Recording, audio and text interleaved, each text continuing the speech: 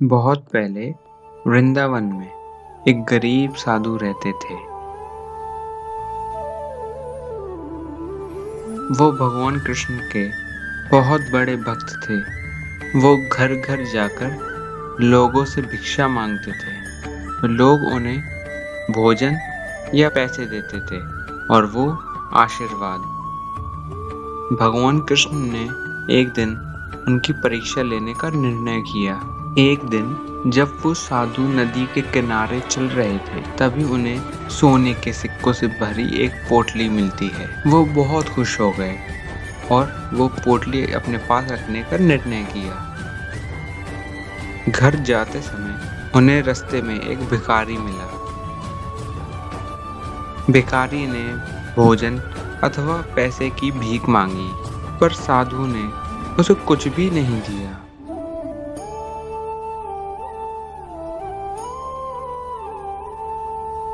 वो जब वापस चल रहे थे, थोड़ी ही दूर जमीन पर चमकता हुआ हीरा दिखाई देता है। उन्होंने अपने आप से कहा, वाह, कितना अच्छा दिन है। पहले सोने के सिक्के और अब हीरा। वाह। वो जैसे ही हीरा लेने के लिए नीचे झुके, तभी पीछे से एक चोर ने सोने के सिक्कों से भरी पोटली को खींच लिया और भाग गया। असल में वो हीरा सिर्फ एक कांच का टुकड़ा था और चोर ने उस साधु को जानबूझकर फंसाने के लिए वहां फेंका था। साधु बहुत दुखी हो गए और वापस अपने घर की ओर चलने लगे। भगवान कृष्ण ने एक साधारण मनुष्य का अवतार लिया और उस साधु से मिलने का निर्णय किया और उन्होंने एक सिक्का दिया और कहा, कृपा करके मेरे सिक्के को स्वीकार लीजिए। साधु ने उस सिक्के को स्वीकार कर लिया और कृष्ण भगवान वहां से चले गए।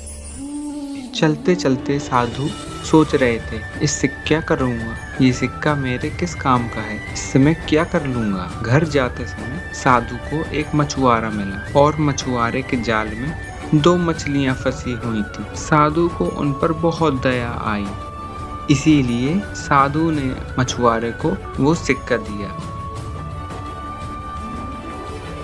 और मछलियों को एक घड़े में रखकर चल दिए ताकि वो उन मछलियों का जीवन बचा सके और नदी में उनको छोड़ दे। जब उन्होंने उन मछलियों को दोबारा छोड़ा तो एकदम आश्चर्यचकित हो गए, क्योंकि नदी में एक हीरा था। साधु बहुत ही खुश हो गए, पर उन्हें कुछ समझ न आया। इसीलिए उन्होंने हाथ जोड़कर भगवान कृष्ण की प्रार्थना की और भगवान कृष्ण साक्षात सामने आए।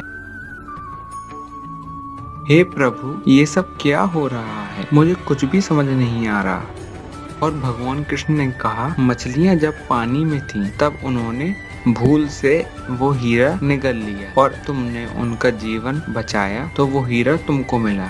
भगवान कृष्ण ने कहा, तुमको सोने के सिक्कों से भरी पोटली मिली, फिर भी तुमने उस गरीब भिखारी की मदद नहीं करी और उस हीरे के लालच में तुमने सोने के सिक्कों से भरी पोटली भी खो दी। हमेशा दूसरों की मदद करनी चाहिए और कभी लालच नहीं रखना चाहिए। यह सुनकर साधु ने भगवान कृष्ण से माफी मांगी और वचन दिया कि वो कभी भी लालच नहीं करेंगे और सबकी मदद करेंगे।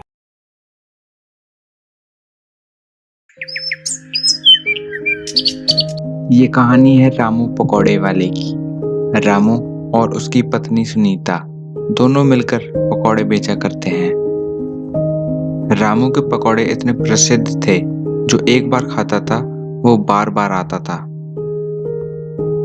पकौड़े पकौड़े खा लो, पकौड़े गर्मा गर्म स्वादिष्ट पकौड़े। रमेश और उसके दोस्त राहुल को आज पकौड़े खाने का मन हुआ, तो वो वहाँ के सबसे प्रसिद्ध पकौड़े वाले के पास जाने लगे। अरे भाई, जल्दी जल्दी चलो, वरना आज तो फिर से पकौड़े खत्म हो जाएंगे। हाँ हाँ, चल तो रहा हूँ, बस आज खत्म ना हो, क्योंकि आज सुबह से ही मेरी इच्छा हो रही है पकौड़े खाने की। रमेश और राहुल दोनों बातें करते करते रामू के पकौड़े की दुकान के बाहर पहुंच ही जाते हैं। तभी वो देखते हैं कि रामू की दुकान के बाहर बहुत से लोग इकट्ठा हुए हैं। अरे राकेश भाई, देख रहे हो, रामू के दुकान के बाहर इतने लोग। राकेश दुकान की तरफ देखता है, पर एक बात उसे बहुत अजीब लगती है कि सबने हाथों में लाठी या पत्थर उठाए हुए थे। अरे राहुल भाई, सबके हाथों में लाठी और पत्थर तो हैं, कहीं कोई गड़बड़ तो नहीं?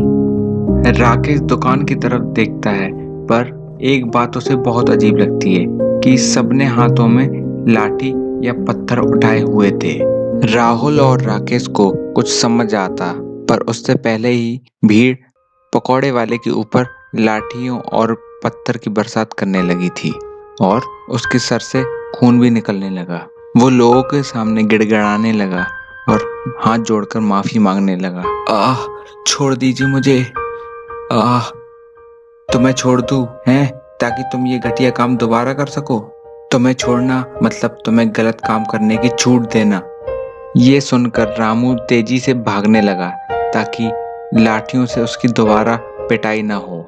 आह, मुझे जल्दी भागना होगा, वरना ये लोग तो मेरी जान ही ले लेंगे।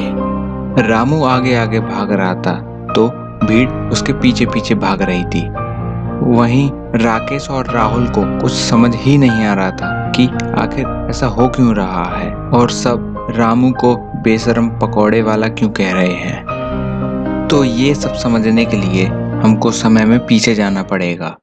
वाह वाह वाह, आज देखो तो कितनी कमाई हुई है, पूरे 5,000। अगर इसी तरह कमाई होती रही तो तेरे लिए पायल बनवा दूंगा। मुझे कोई पायल वायल नहीं चाहिए। अरे क्यों गहने वहने नहीं चाहिए? हमेशा तो गहनों की रट लगाई रहती है। हाँ, गहने तो मुझे चाहिए, पर ईमानदारी के पैसों से। अरे तो मैं कौन सा चोरी कर रहा हूँ, मैं भी तो ईमानदारी से पैसे कमा रहा हूँ। देखिए जी, ये आपको भी पता है कि आप पकौड़े कैसे बना रहे हैं। अगर किसी दिन किसी को पता चल गया तो बवाल हो जाएगा और कोई आपको छोड़ेगा नहीं। तू फालतू बड़बड़ मत कर, मुझे जैसे पकौड़े बेचने हैं मैं वैसे ही बेचूंगा। रामू बहुत ही बेशर्म इंसान था। वो पकौड़े तो बेचता था, पर पकौड़े के गोलों को पहले अपने गंदे बगल में दबाता और फिर उन पकौड़ों को तलता। रामू को ये सब करने में बहुत मजा आता था। और ये पकौड़े के गोले तैयार। अब मैं इन्हें अपने बगल में दबाता हूँ और ये अब इसे डालता हूँ कढ़ाई में। रामू की इसी हरकतों के चलते सुनीता उसे रोज मना करती, पर वो बाज ना आता था। अरे ये तू क्या रोज रोज मुझे मना करा करती है? मैं कोई गलत नहीं कर रहा, और ये तो पसीने की कमाई है, और यही पसीना तो पकौड़ों में स्वाद भर देता है, तभी तो लोग उंगलियां चाटते रह जाते हैं। सुनीता के लाख मना करने पर भी वो ये सब हरकतें बंद नहीं करता और अपनी बेशर्मी जारी रखता। और कुछ समय बाद सुनीता गर्भवती हो गई और वो बहुत खुश थी। ये खबर सुनकर रामू भी बहुत खुश हुआ था। देख रही हो भगवान की कृपा कैसे हम पर बरस रही है। हाँ हाँ, देख रही हूँ, तभी तो आपसे कहती हूँ कि ये हरकतें छोड़ दीजिए, अब हमारा बच्चा आने वाला है। ऐसे ही एक दिन की बात है, अपने पकौड़े बनाने के लिए अपने बगल में दबा रहा था, तभी किसी ने उसको ये गंदी हरकत करते हुए देख लिया।